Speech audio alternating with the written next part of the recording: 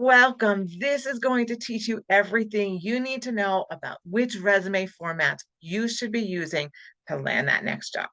Okay, so to start with, there are two main formats for resumes. One is the traditional format that you're most commonly used to seeing, and that is called reverse chronological. It lists the jobs from most recent to furthest away in reverse order, reverse chronological, with bullet points under each specific job showcasing what you've done at each job. And of course, as you know, if you've been watching me for a while, those bullet points are all including metrics, accomplishments, where you've added value. The other format for resumes is called a functional resume.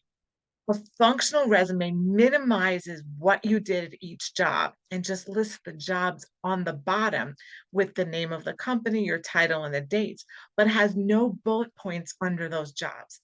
It has all the bullet points on top listing out your skills, what you can do. That's not preferred by recruiters. So I'm urging you to go to the reverse chronological. The problem with those functional resumes is it's hard to see what you did where. Um, it is hard to see where you added value, where you've improved something. And employers tend to think that you're using that type of resume because you're hiding something, which is certainly not something, the image that you want to portray when you are applying for a job. So number one, you definitely want to use the reverse chronological resume. Number two, types of resumes. There are all these beautiful resumes with colors and graphics and photos and bells and whistles and charts and everything. Canva has them and many other programs have them. Don't use them.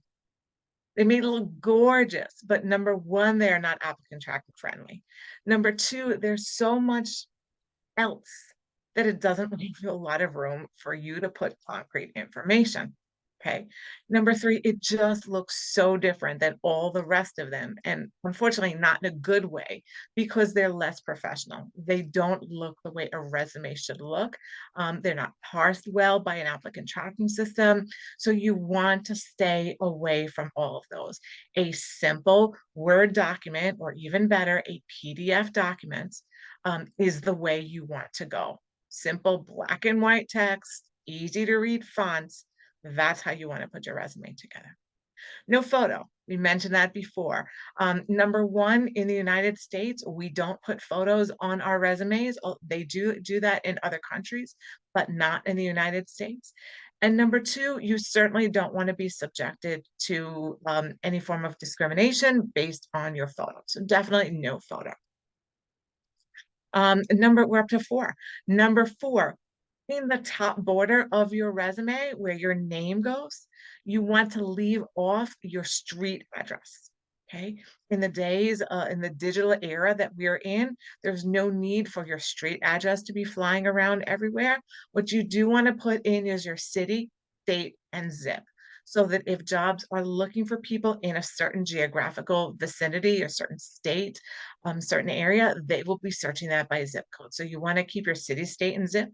You want to put just your cell phone, not your home phone number, just your cell phone. You want to make sure you get those messages, right? We don't want to make sure like somebody else is answering the phone and we're not getting those messages. You would just want to put your cell phone number, and there's no reason to write cell or mobile or put a little icon, just put the number. You want to make sure that your email address is a professional email address. The best email address should be your name at gmail.com or first initial last name at gmail.com.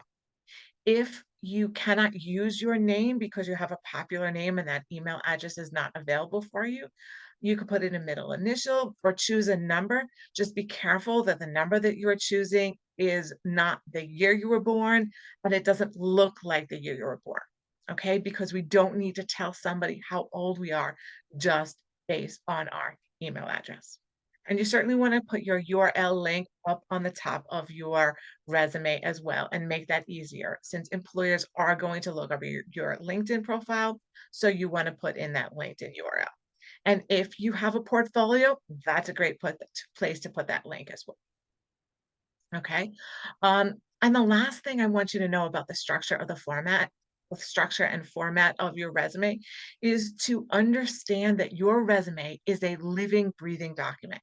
You can move bullet points around as the priority for each job, right? Sometimes something is going to be more important to one job, less important to another. You can change sections around. You can have relevant experience and other experience. Can have work experience and volunteer experience.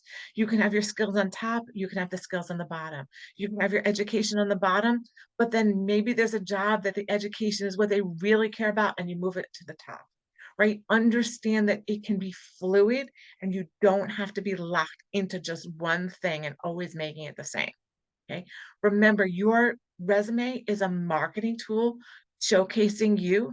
So always keep that job posting in mind and use what's best for that job at that moment. Okay. My name is Cindy. I empower career changers, transitioning teachers, and moms returning to the workforce to find amazing jobs that match their current why. Want some more help with your job search? Yeah, that's what I do. Let's schedule a free 45 minutes discovery call to talk about how I can help you to be successful in your job search. I hope you found this super helpful. Always remember you're a warrior. Have a super productive week. I'll catch you next week. Bye.